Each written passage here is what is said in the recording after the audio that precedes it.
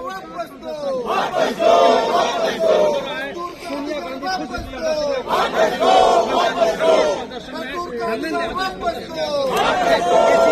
दो, मनरेगा जिंदाबाद, जिंदाबाद, मनरेगा जिंदाबाद,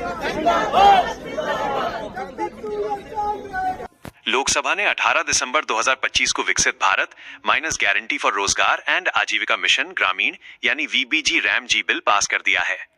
यह नया कानून 20 साल पुराने महात्मा गांधी राष्ट्रीय ग्रामीण रोजगार गारंटी अधिनियम MGNREGA मनरेगा की जगह लेगा।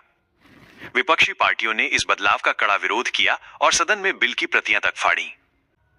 नए बिल वीबीजी रैम जी की मुख्य विशेषताएं। रोजगार की गारंटी। अब ग्रामीण परिवारों को एक वित्तीय वर्ष में 125 दिनों के रोजगार की कानूनी गारंटी दी जाएगी। मनरेगा में ये 100 दिन थी। फंडिंग का नया मॉडल। केंद्र और राज्यों के बीच खर्च का अनुपात अब 60-40 होगा। पहले मनरेगा में मजदूरी का पूरा खर्च केंद्र उठाता था। खेती के लिए ब्रेक। खेती के पीक सीजन बुआई और कटाई के दौरान साल में अधिकतम 60 दिनों का नो वर्क पीरियड रखा जा सकता है ताकि किसानों को मजदूर मिल सके। Digital governance. योजना में बायोमेट्रिक अटेंडेंस, जियो टैगिंग और रियल टाइम ट्रैकिंग के लिए मोबाइल ऐप का अनिवार्य उपयोग होगा। विपक्षी विरोध के मुख्य कारण।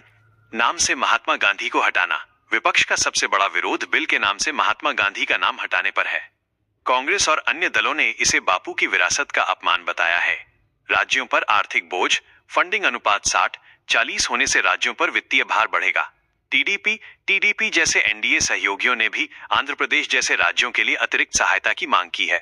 डिमांड ड्रिवन से सप्लाई ड्रिवन।